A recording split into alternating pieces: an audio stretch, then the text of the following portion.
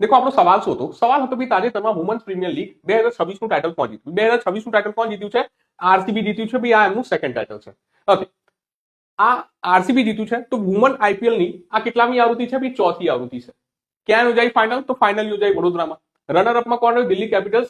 ને આ સતત ચોથી વખત માની કે ચારે ચાર ફાઇનલમાં દિલ્હી કેપિટલ્સ આવ્યું છે અને ચારે ચાર ફાઇનલમાં દિલ્હી કેપિટલ્સ હાર્યું છે. તો બી ટીમ ગમે તે લઈ લો, બટ ફાઇનલમાં જો વાત કરીએ મહિલાના સંદર્ભમાં યાદ તો દિલ્હી કેપિટલ્સ જરૂર ફાઇનલમાં આવશે. ચાલ, સ્મૃતિ મંધાના ઓરેન્જ કેપ જીતે છે, 377 રન બનાવ્યા.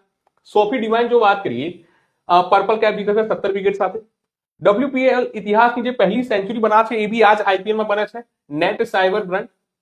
તો એક મુદ્દો આ ધ્યાનમાં રાખી લો. જો જૂના વિનરની વાત કરીએ 2023 થી વુમન આઈપીએલ સ્ટાર્ટ થયું. 2023 માં એમઆઈ જીતે છે, 2024 માં આરસીબી જીતે છે, 2025 માં એમઆઈ જીતે છે અને વર્તમાનમાં જો વાત કરીએ 2026 માં કોણ જીતે છે? તો તમે કીધું સર આરસીબી જીતે છે.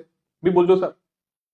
ઠીક છે. સાથે સાથે યાદ કરો બી વર્તમાનમાં ભારત રાઈટ જે અંડર 19 ક્રિકેટ ટીમ છે પુરુષોની, તો એ રાઈટ એ વર્લ્ડ કપ જીતે છે. ફાઇનલમાં કોણ હરા છે? ઇંગ્લેન્ડ હરા છે. ને આ ક્યાં ટુર્નામેન્ટ યોજાય છે? Under 19 cricket world cup. તો તમે કહેશો ઝિમ્બાબ્વેમાં. અને આ ભારતનું છઠ્ઠું ટાઇટલ હોય છે. Vaibhav Suryavanshi player of the match, player of the tournament બને છે. ફાઇનલમાં 175 રનની ઇનિંગ રમે છે ને જબરદસ્ત કહાની બનાવે છે. રાઈટ 14 વર્ષના વંડર બોય. તો આટલા તથ્યો જરૂર ખબર હોવા જોઈએ જ્યારે ક્રિકેટની ચર્ચા કરો. બોલજો સર.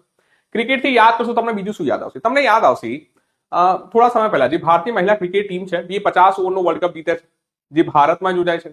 એના પહેલા યાદ કરશો 2024 નો જે T20 વર્લ્ડ કપ છે એ બી ભારત જીતે છે. ત્યારબાદ યાદ કરશો વર્તમાનમાં જે વિજય હજારે ટ્રોફી કન્ક્લુડ થઈ, તો જેમાં વિદર્ભ જીતે છે.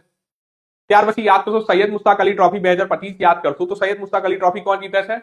તો ઝારખંડ જીતે છે. પહેલી વખત ઈશાન કિશન કેપ્ટન હોય છે ને જેના કારણે બી વર્તમાનમાં ભારતીય ટીમમાં બી રિપ્લેસ કરી જાય છે Sanju Samson as a main wicket keeper batsman. તો બેકઅપ થી મેઇન વિકેટ કીપર બની ગયા કોણ? તો ઈશાન કિશન. તો એ કહાની આવી યાદ રાખી લો. અચ્છા ઠીક છે. સાથે સાથે યાદ કરશો કે સર ગયા વર્ષની જે રણજી ટ્રોફી છે એ કોણ જીતે છે? તો એ પણ વિદર્ભ જીતે છે કેરલાને હરાવીને.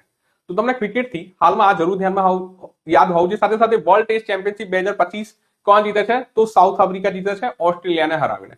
તો ક્રિકેટથી આટલા તથ્યો તો જરૂર ધ્યાનમાં રાખો. બોલજો ભાઈ.